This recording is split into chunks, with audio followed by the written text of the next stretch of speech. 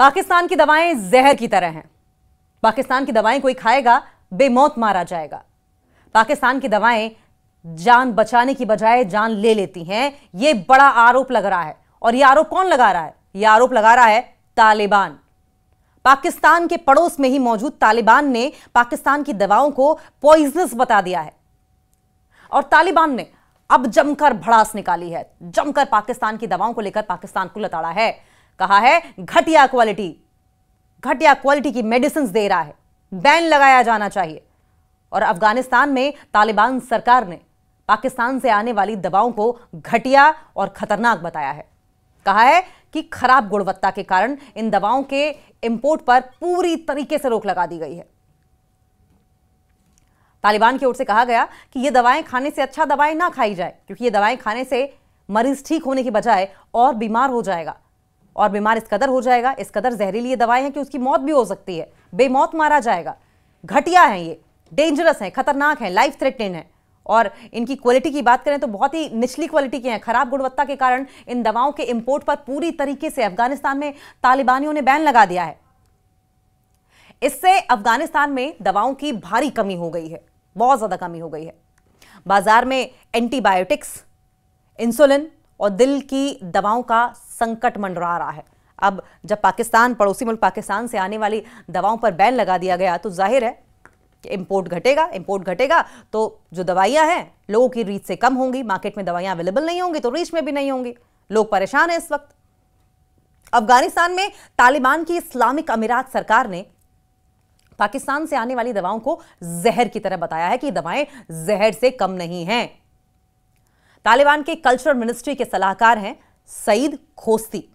सईद खोस्ती ने कहा है कि पाकिस्तानी दवाओं की घटिया क्वालिटी पर उन्होंने सवाल उठाए हैं।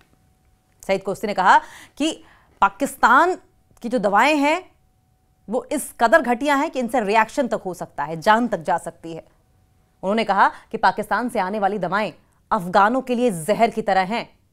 सवाल यह भी कि क्या जानबूझकर पाकिस्तान से जहरीली दवाएं भेजी जा रही हैं? क्या जानबूझकर निम्न स्तर की खराब क्वालिटी की दवाएं अफगानिस्तान भेजी जा रही हैं? क्या जानबूझकर जहरीली दवाएं भेजी जा रही हैं? खोस्ती ने बताया कि अफगानिस्तान की इस्लामिक अमीरात सरकार ने खराब क्वालिटी के कारण ही पाकिस्तान से इंपोर्ट की जाने वाली दवाओं पर बैन लगा दिया है। उन्होंने यह भी कहा कि अफगानिस्तान में प्रतिबंध के कारण, बैन के कारण पाकिस्तानी मैन्युफैक्चरर्स चिल्ला रहे हैं क्योंकि ये घटिया क्वालिटी की दवाएं उनके देश में बिकती नहीं हैं, उनके देश में भी नहीं बिकती। तालिबान ने पाकिस्तानी दवाओं को खराब बताया है। तालिबान ने कहा कि पाकिस्तानी जो दवाएं हैं ये खराब हैं। तालिबान के शासन के डिप्टी हेड अब्दुल गनी बरादर ने हाल ही में अफगानिस्तान में पाकिस्तानी दवाओं के इंपोर्ट पर पूरी तरीके से बैन लगाने का ऐलान कर दिया है। बरादर ने पाकिस्तानी दवाओं की क्वालिटी को खराब बताया, कहा कि बहुत ही खराब क्वालिटी की दवाएं हैं और अफगान इंपोर्टर्स को पाकिस्तानी कंपनियों के साथ अपना हिसाब किताब चुकाने और सप्लाई के नए सोर्सेज खोजने के 3 महीने का समय दिया है। साफ कह दिया जो मेडिकल सप्लायर्स थे कि आप पाकिस्तान को छोड़ दें, आप जितने और ऑप्शंस ढूंढ सकते हैं, जितनी और कंट्रीज ढूंढ सकते हैं, आप इंपोर्ट करने के लिए, दवाएं मंगाने के लिए नए सोर्सेज की तलाश करें, नए देशों की तलाश करें, नई कंपनियों की तलाश करें और पाकिस्तानी कंपनियों के साथ जो भी हिसाब किताब है उसे चुकता कर दिया जाए, उसे खत्म कर दिया जाए। लेकिन नए सप्लायर ढूंढना, कहना जितना आसान है, करना उतना आसान नहीं है। अफगानिस्तान में 70% दवाएं पाकिस्तान की हैं, पड़ोसी मुल्क पाकिस्तान की हैं।